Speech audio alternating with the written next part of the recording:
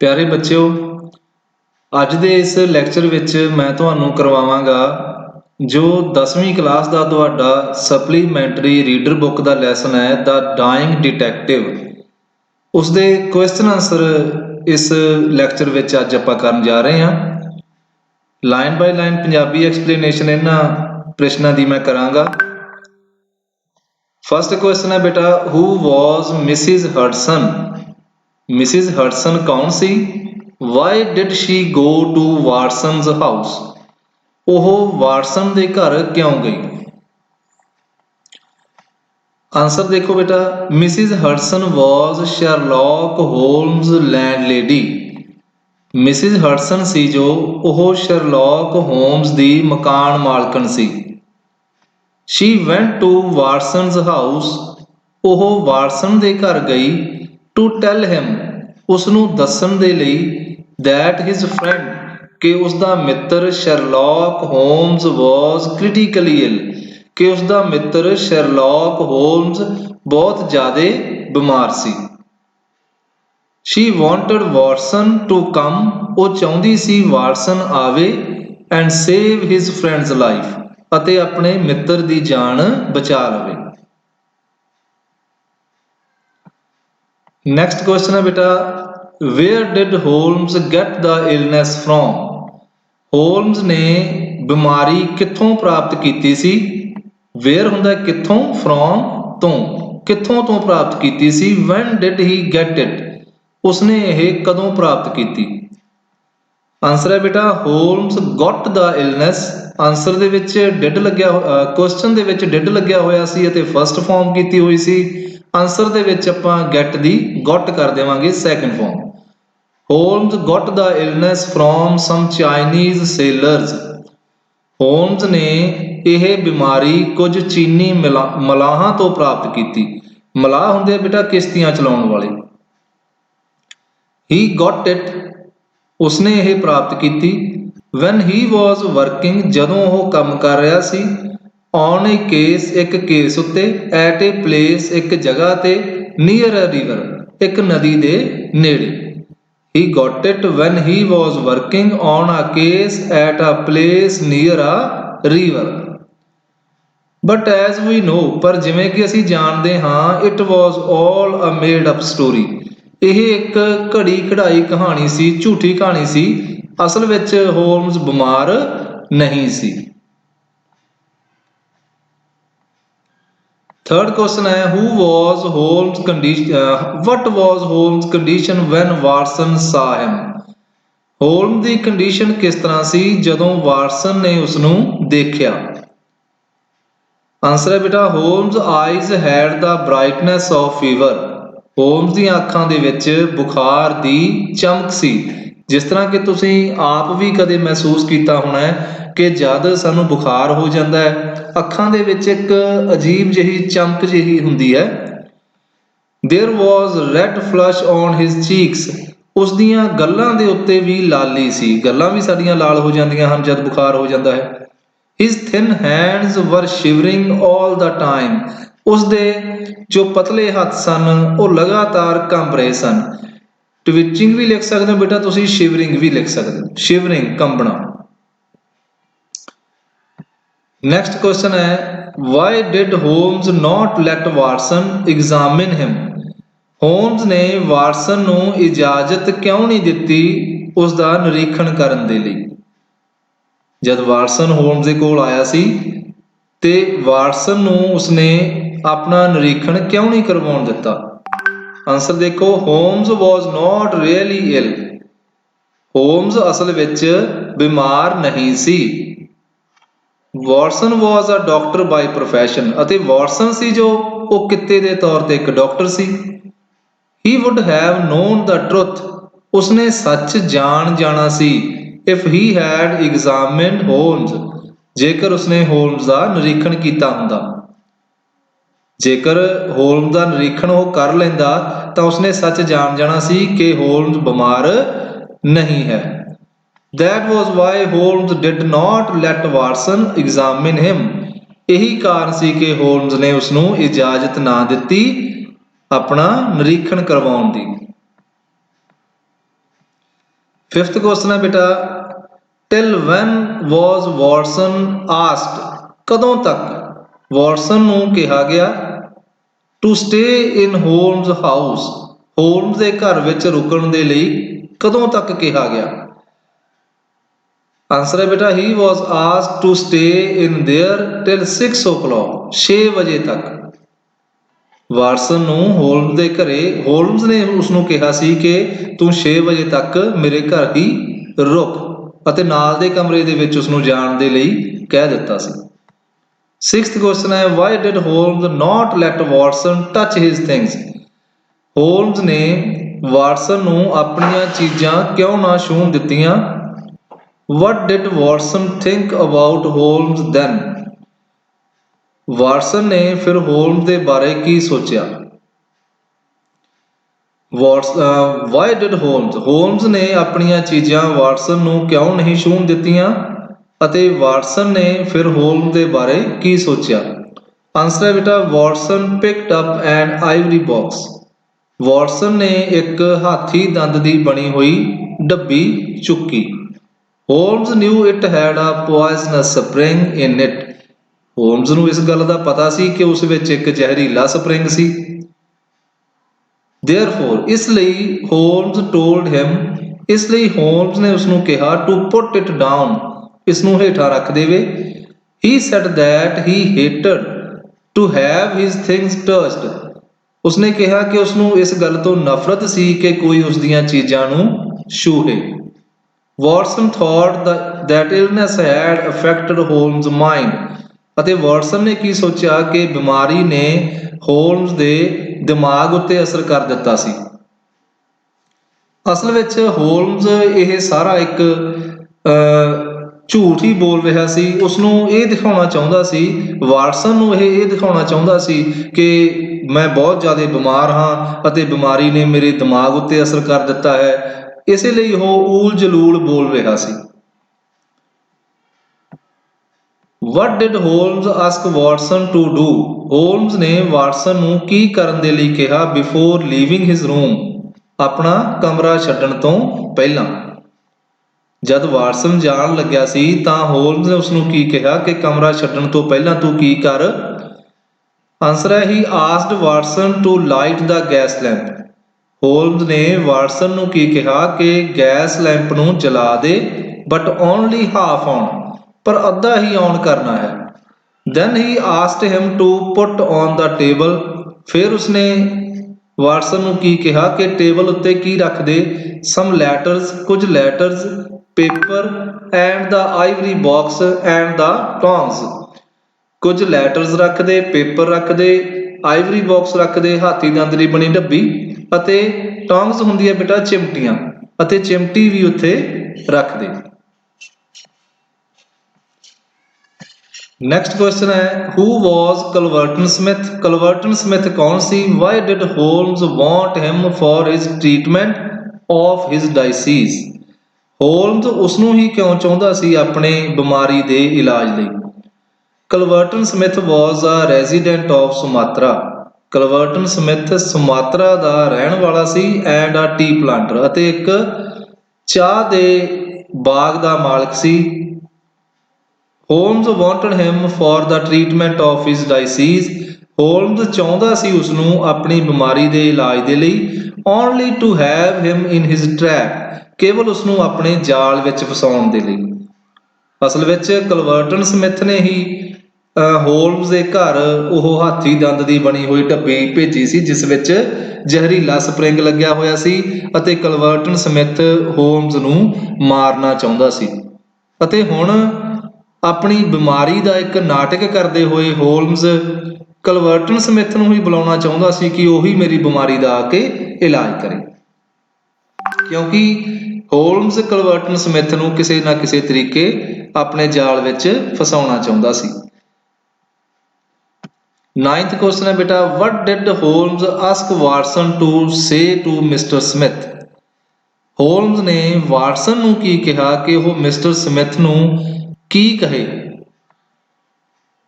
ਹੋਲਮਸ asked Watson to tell mister Smith how critically Holmes was ill, ਜਦ Watson ਹੋਲਮਜ਼ ਦੇ ਘਰ ਆਇਆ ਸੀ ਨਾ, ਤਾਂ ਹੋਲਮਜ਼ ਨੇ ਕੀ ਕਿਹਾ ਵਾਟਸਨ ਨੂੰ ਕਿ ਤੂੰ ਮਿਸਟਰ ਸਮਿਥ ਕੋਲੇ ਜਾ ਅਤੇ ਮੇਰਾ ਇਹ ਮੈਸੇਜ ਲਗਾ ਕਿ ਹੋਲਮਜ਼ ਬਹੁਤ ਜ਼ਿਆਦਾ ਬਿਮਾਰ ਹੈ।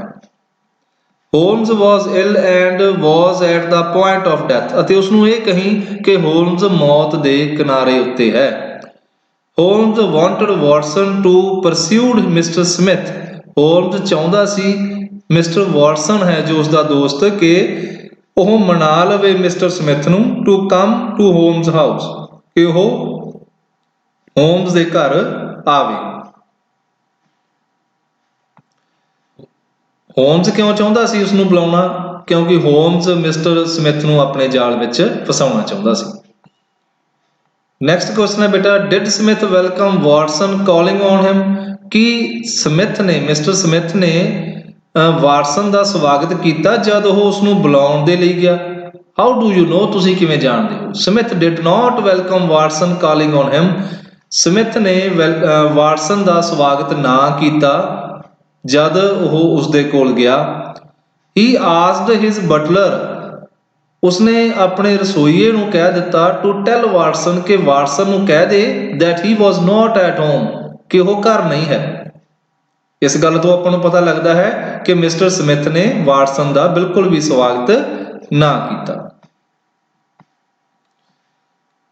11ਵਾਂ ਕੁਐਸਚਨ ਹੈ ਬੇਟਾ, why did Watson not come back with Smith, Watson Smith ਦੇ ਨਾਲ ਵਾਪਸ ਕਿਉਂ ਨਹੀਂ ਆਇਆ?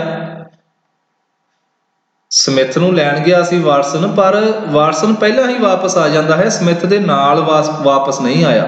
ਕਿਉਂ ਨਹੀਂ ਆਇਆ ਇਹ ਆਪਾਂ ਦੇਖਦੇ ਹਾਂ। Watson did not come with Smith, Watson Smith ਦੇ ਨਾਲ ਵਾਪਸ ਨਹੀਂ ਆਇਆ because Holmes had asked him to do so, ਕਿਉਂਕਿ ਹੋਲਮਜ਼ ਨੇ ਉਸਨੂੰ ਇਸ ਤਰ੍ਹਾਂ ਕਰਨ ਦੇ ਲਈ ਕਿਹਾ ਸੀ। ਹੋਲਮਜ਼ ਨੇ ਹੀ ਵਾਟਸਨ ਨੂੰ ਭੇਜਿਆ ਸੀ ਨਾ ਸਮਿਥ ਕੋਲ, ਪਰ ਇਹ ਗੱਲ ਹੋਲਮਜ਼ ਨੇ ਹੀ ਵਾਟਸਨ ਨੂੰ ਕਹੀ ਸੀ ਕਿ ਤੂੰ ਸਿਰਫ ਸੁਨੇਹਾ ਲਾ ਕੇ ਵਾਪਸ ਆ ਜਾਣਾ ਹੈ, ਸਮਿਥ ਦੇ ਨਾਲ ਨਹੀਂ ਆਉਣਾ। Watson pretended that he had some other appointment, Watson ਨੇ ਇਹ ਬਹਾਨਾ ਲਗਾਇਆ ਕਿ ਉਸਨੂੰ ਕੋਈ ਹੋਰ ਕੰਮ ਹੈ ਅਤੇ ਉਹ ਚੱਲਿਆ ਹੈ, ਅਤੇ ਸਮਿਥ ਨੂੰ ਕੀ ਕਿਹਾ ਕਿ ਉਹ ਬਾਅਦ ਵਿੱਚ ਆ ਜਾਵੇ। 12th ਕੁਐਸਚਨ ਹੈ ਬੇਟਾ, 12ਵਾਂ question, what did Smith ask Watson when he finally met him, Smith ਨੇ ਵਾਟਸਨ ਨੂੰ ਕੀ ਪੁੱਛਿਆ ਜਦ ਉਹ ਉਸਨੂੰ ਮਿਲਿਆ ਸੀ? ਸਮਿਥ ਆਸਕਡ ਵਾਟਸਨ, ਸਮਿਥ ਨੇ ਵਾਟਸਨ ਨੂੰ ਪੁੱਛਿਆ if he was coming from Holmes, ਕੀ ਉਹ ਹੋਮਜ਼ ਦੇ ਕੋਲੋਂ ਆ ਰਿਹਾ ਸੀ?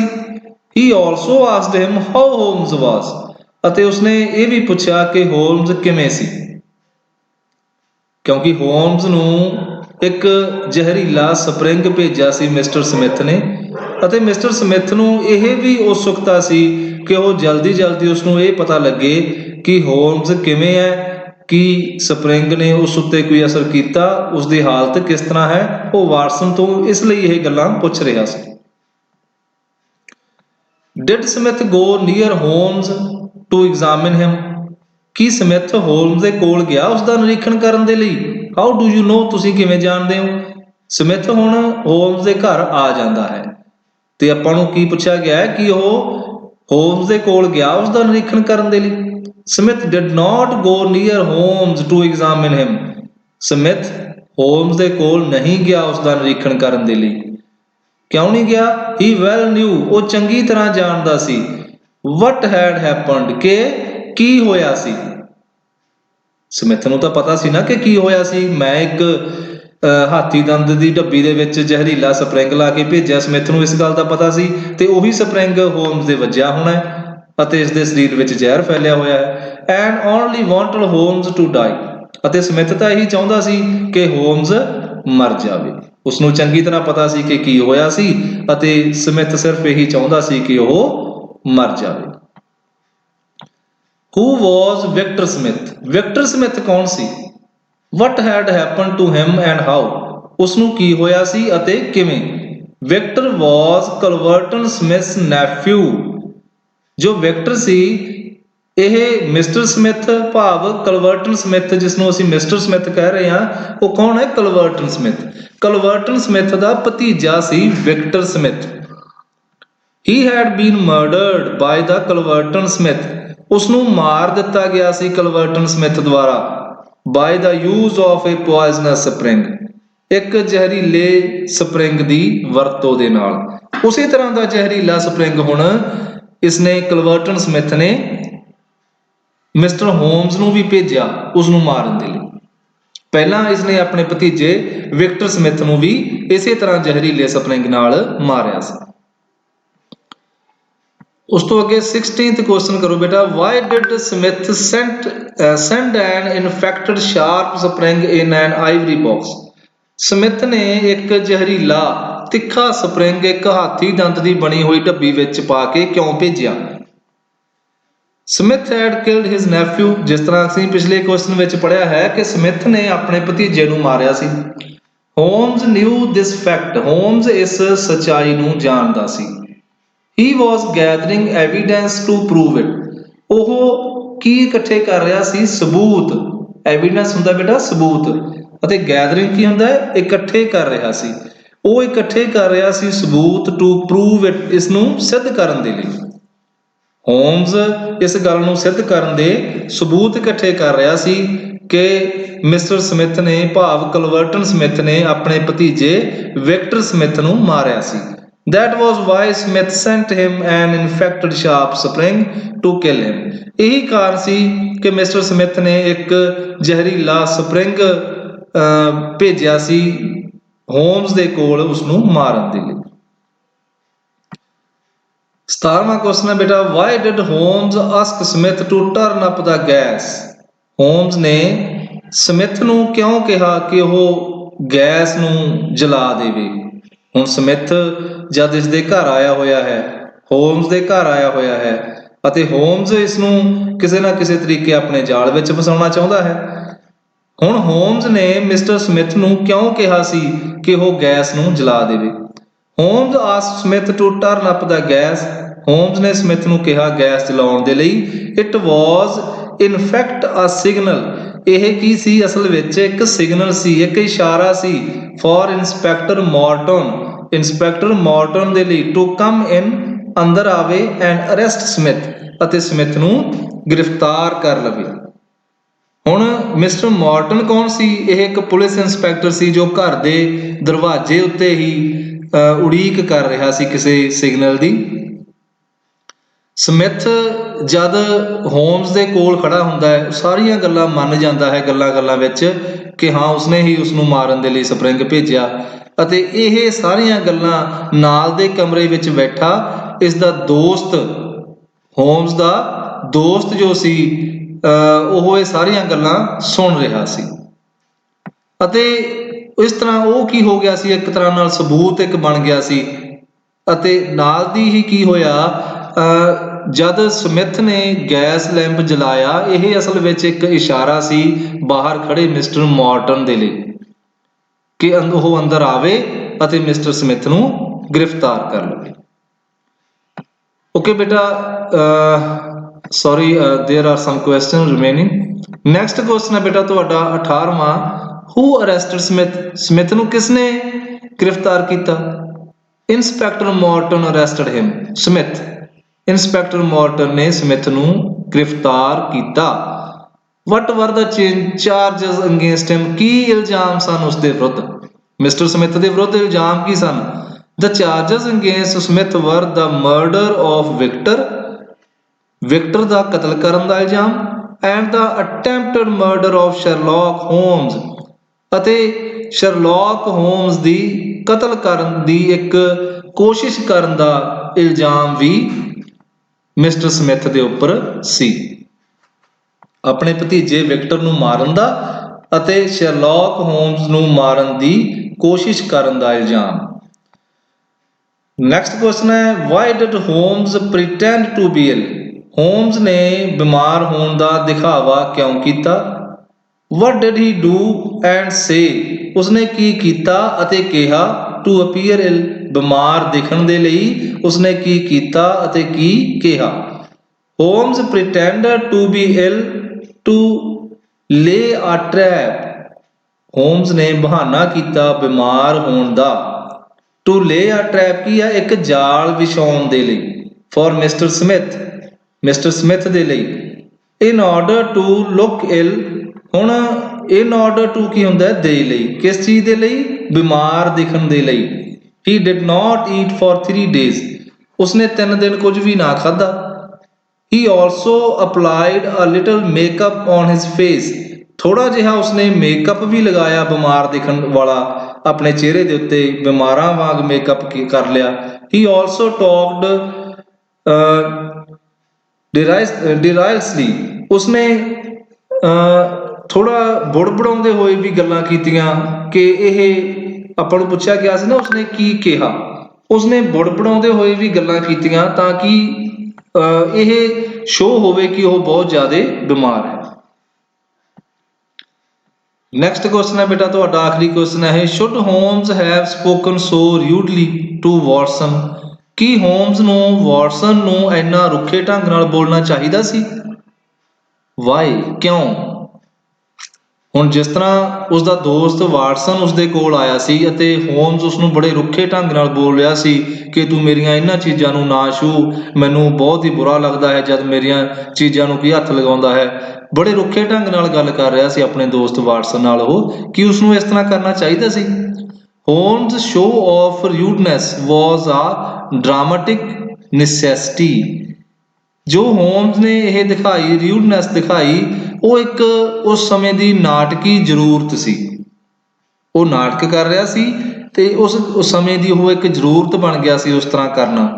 It was necessary to make Watson believe that Holmes was really critically ill, ਇਹ ਜ਼ਰੂਰੀ ਸੀ ਵਾਟਸਨ ਨੂੰ ਯਕੀਨ ਦਿਵਾਉਣਾ ਕਿ ਹੋਮਸ ਬਹੁਤ ਜ਼ਿਆਦਾ ਬਿਮਾਰ ਸੀ, and at the point of death, ਅਤੇ ਮੌਤ ਦੇ ਕਿਨਾਰੇ ਉੱਤੇ ਸੀ।